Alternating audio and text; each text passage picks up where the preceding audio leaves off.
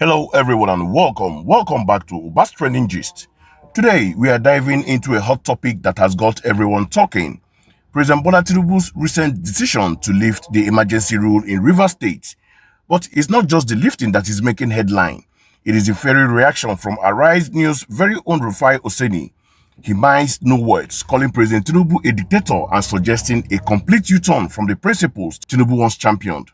Let's take a look at the clip and break down Rufai's strong assertion. Stay tuned. Okay, so a couple of things. Number one, let us learn to call things what they are.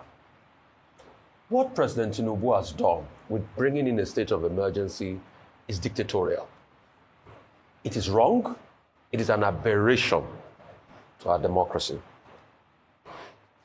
President Tinubu himself used to have back and forth with his deputy in Lagos. His first deputy in Lagos. So what if Olusegun Obasanjo had said that was against the security of Lagos State and declared a state of emergency and removed him from office? The President Tinubu I know will take all the lawyers in the world and go to court. You see, this was why we admired him in the early 2000s, but we don't know the person again. That's the problem we're having here. This was the same person that fought with Ladoja against the impeachments. This was the same person that fought the might of the federal government as regards local government matters. But he has completely gone 360 against all the things he stood for before. That's what we don't understand again. So what is wrong is wrong. He wrote a statement trying to justify it yesterday, and it didn't make any sense to me. He said, what was the security threat in Rivers? It was just because he had tried to intervene. The first intervention he did was to support Wike, which that didn't work, which we all said was going to be political suicide for Fubara. And then when that didn't work, they looked at this option because this was the best option to them. Because they also know, and against the argument they make, that, we're trying to save, you are not saving Fubara. This was the only way you could get power to Wike in a clean way. Because they knew that they could have gone ahead and impeached Fubara, but it would have caused a longer drawn-out legal battle. So they also weigh the pros and cons. The quickest one for them was state of emergency, which is an aberration. We can't be using, because we have presidential might, to settle political scores. So that means, what it means is that if me and you have a thief now, you're both in government, they will remove one for the other person, and we call this thing a democracy. And that's why till today, the Supreme Court have not speedily heard that case that was filed on the 9th of April this year, till date, by 11 state governors. And a dictator is a dictator. He shows it in his tenure, just like what Trump is doing. I have checked through all the laws. All the laws are against federalizing National Guard. In fact, they will tell you, in the National Defense Act of 1960 and other laws in America, you cannot take, and the president cannot put his hands in affairs of local authorities. What is dictatorial is dictatorial.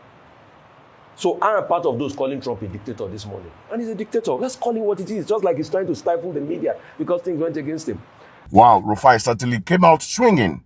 In that first part, he directly called President Tinubu's move to impose a state of emergency in Rivers State dictatorial and an aberration to our democracy. He argued that Tinubu, who was once celebrated for fighting federal overreach and standing up for democratic principle in his time as governor, has now seemingly done a complete 360. Rufai specifically referenced Tinubu's past back and forth with his deputy in Lagos and his battle with the federal government over local government matters, suggesting that the current action contradicts the very values he once championed. His core message here is that what's wrong is simply wrong, regardless of who is in power. Rufai didn't stop there. He went on to delve into some critical economic issues and other matters concerning corporate accountability. Let us watch the second part of his commentary. Watch this. As regards DAPPMA, the truth is, we have gotten to a point where we should say things the way they are. Dangote Refinery is now claiming that DAPPMA actually wants a subsidy. They want a free rein of 1.5 trillion by carrying oil through the coastal areas and doing all of that to be able to get their gains, as against the fair market forces. What I will just always advocate is, but both parties have to work together at some point, but at what cost? Because if that man says, the price at which they are buying from Dangote in situ is way expensive, more than the price Dangote is selling to people that are taking the oil out, The fair argument is Dangote has a right to sell cheaper because it needs to be competitive on the foreign market. So it is about them sitting and saying, okay, even if you can't sell to them at the rate it's selling to the foreign market because of competition, and the other day it was just reported that Vitol took some of his oil and some of his oil is in America. I feel proud, Nigerian oil in America. But they will have to sit down and map out a framework. All of this will not be done by accusation and counter-accusation in the media space. As regards the FARC issue, Vimbaya stated it rightly. I saw the article. There's something called the dilution of money. You can't devalue a currency, bring about inflation, bring about a surging level of inflation, even in the cost of materials and the likes. In fact, take for instance, in that report you were talking about, Vimbaya, they were talking about the fact that uptick in cement price has gone over 35%. Even iron. 40%. Even iron, 40%. Even labor, close to 50, 60%. And you think that because you are giving them more naira that is already devalued, it will help the state governors gain more. I talk to a lot of these state governors. There are a lot of them that say, Rufai, to do project now is hell. The government keeps complaining. I say, no, we are giving them more money. That's optics.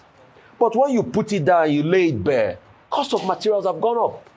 So the money has all best an illusion. But also, the interesting part is, all the promises President Tinubu made has fallen flat on his feet. Tilewa Adebajo released a very interesting report. He will come to speak about the report here today, where he was saying that the government promised us that subsidy savings was going to be plowed into infrastructure and development. The subsidy savings now is what they are using to pay debts, to block the debt loophole. Because from the last budget cycle, debt servicing has increased to about 14 to 16 trillion in this budget, from about what was last budget, which is less than 10 trillion. So you can see the disparity. And at the same time, that's why we are borrowing heavily. We are saying, okay, we've removed subsidy and everything. The economy is all sound now. We are not seeing the savings of the subsidy. We are borrowing heavily. We're about to get to the 100 billion mark of borrowing as we speak today. And there are many encumbrances in the economy, in the state of play of the economy. In fact, people like Tiwela Ajibajo are still arguing that why can't the dollar to the naira be 1,000? Because the naira is still overvalued. So despite the fact that we keep saying, oh, the naira is stabilized, we've cleared the arbitrage. The arbitrage is no longer there. It's not like the days of before. We abuse Buhari or we can. But the naira is still highly overvalued. A lot of people, through purchasing power parity, through another econometric indices, they are saying the fair value of naira should be about 1,100. In fact, people like Tilewa are saying, by their calculation, it should be about 1,000. So there's still a lot going on in the ecosystem as regards the currency display and the state of play on it. And these are the things we're talking about. In this second part, Rufai questions why former President Olusegun Obasanjo didn't declare a state of emergency in Lagos during Tinubu's own political clashes with his deputy, suggesting a double standard is at play now. He outright rejects the justification of a security threat in Rivers as mere a pretext, claiming it was a politically motivated move to support Nyesom Wike and solidify power. This is a serious accusation, implying that presidential power is being weaponized to settle political scores rather than genuinely address security concerns. He goes on to state that a dictator is a dictator, regardless of the circumstances, drawing a parallel with how some perceived leaders like Donald Trump. Rufai's argument culminates in the assertion that President Tinubu has completely gone 360 against all the things he stood for, before indicating a profound disappointment in what he sees as a betrayal of democratic ideals. Fascinating and concerning insight from Rufai following his political critique. He shifted focus to the clash between Dangote and DAPPMA over product diversion claims. He advocated for both parties to sit down and work together, stressing the importance of fair market forces over skin subsidies. He underlined Dangote as a major player needs to remain competitive in the foreign market. Furthermore, Rufai highlighted the implication of the FARC disbursing 2.225 trillion naira to federal, state, and local governments. He pointed out that despite these increased allocations, the current economic reality of a devalued naira and surging inflation means state governments are struggling to execute projects with cost of materials like cement and iron skyrocketing by 34 to 40% and labor by 50 to 60%. He also brought up the persistent argument from economists that the naira is still highly overvalued, with some suggesting its fair value should be around 1,100 naira to the dollar. So Rufai's commentary on Arise News serves as a powerful reminder of the complex challenges facing Nigeria today. His critique of President Tinubu's action in Rivers State as dictatorial raises fundamental questions about democratic governance and consistency in leadership.